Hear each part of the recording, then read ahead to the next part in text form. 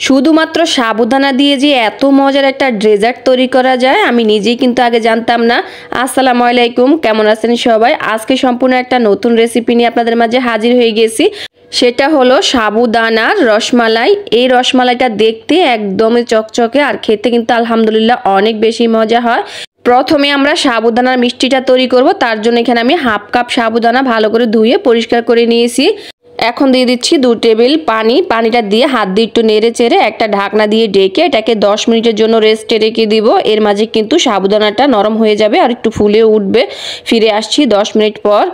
এই তো 10 মিনিট পর আমি ঢাকনাটা খুলে নিয়েছি আর সাবুদানাটা কিন্তু সুন্দরভাবে নরম হয়ে গেছে আর কতটা ঝরঝরা হয়েছে দেখুন। এই সাবুদানাটা কিন্তু এরকমভাবে ভিজাতে হবে। যদি আপনি অতিরিক্ত পানি দিয়ে ভেজান তাহলে কিন্তু ডোটা ভালো হবে না আর মিষ্টিটাও ভালো হবে না। দিয়ে দিলাম সামান্য পরিমাণে একটু লবণ আর দিয়ে দিচ্ছি 2 চা চামচ গুঁড়া দুধ। এটা অপশনাল, আপনারা চাইলে স্কিপ করতে পারেন, তবে আমি দিচ্ছি যাতে টেস্টটা আর একটু ভালো হয়। গুঁড়া দুধ আর সাবুদানাটা খুব ভালো করে মেখে নিচ্ছি। সাবুদানাটা মাখা হয়ে গেছে। এখন আমি হাতটা পরিষ্কার করে ধুয়ে আসবো। এটাকে কিন্তু আর কোনো রেস্টে রাখতে হবে না, আপনি হাতটা ধুয়ে পরিষ্কার করে কিন্তু সাথে সাথে তৈরি করতে পারবেন। আমি হাতে একটু ঘি মেখে নিচ্ছি, এতে করে মিষ্টিটা তৈরি করতে সুবিধা হবে। তারপর পরিমাণ মতো আমি সাবুদানা নিচ্ছি, নিয়ে হাত দিয়ে গোল করে একটা মিষ্টির মতো তৈরি করে নিচ্ছি।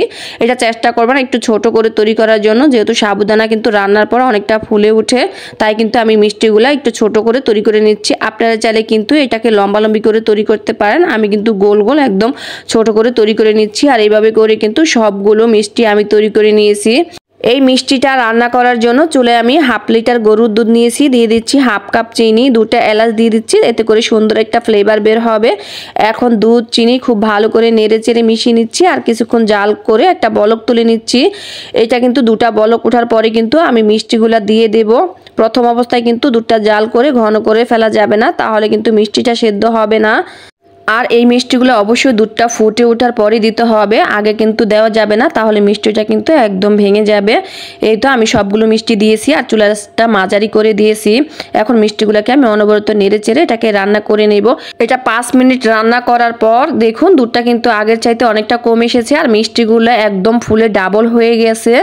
এই পর্যায়ে আমি দিয়ে দিব 1 টেবিল চামচ কনডেন্স মিল্ক, এতে করে এই মিষ্টির টেস্টটা আরও বেশি ভালো হবে আর দুধটাও কিন্তু খুব তাড়াতাড়ি ঘন হয়ে যাবে। আপনারা চাইলে কিন্তু এখানে গুঁড়া দুধ দিতে পারেন। আমি এটাকে আরও 5 থেকে 6 মিনিটের মতো জাল করে নিব। তবে এটা শুধু মিষ্টি হিসাবে খেতে চাইলে আপনি চাইলে এই পর্যায়ে নামিয়ে নিতে পারেন। আমি যেহেতু সাবুদানার রসমালাই তৈরি করব, তার জন্য এখানে মালাইটা তৈরি করে নিচ্ছি একটু ঘন করে। এই তো দেখুন মালাইটা খুব সুন্দরভাবে তৈরি করা হয়ে গেছে। এখন চুলা থেকে নামিয়ে নিব আর আপনাদেরকে দেখিয়ে দিচ্ছি এই সাবুদানার মিষ্টিগুলো কত সুন্দর সিদ্ধ হয়েছে, একদম কাচের মতো চকচক করতেছে। আমি কিন্তু চুলা থেকে নামিয়ে এটাকে ঠান্ডা করে নিয়েছি। মাশাআল্লাহ অনেক সুন্দর হয়েছে দেখতে। এই গরমে আপনি সাবুদানার মিষ্টি বা রসমালাই তৈরি করে বাসার সবাইকে কিন্তু চমকে দিতে পারেন। এটা ঠান্ডা ঠান্ডা খেতে অসম্ভব মজা লাগে।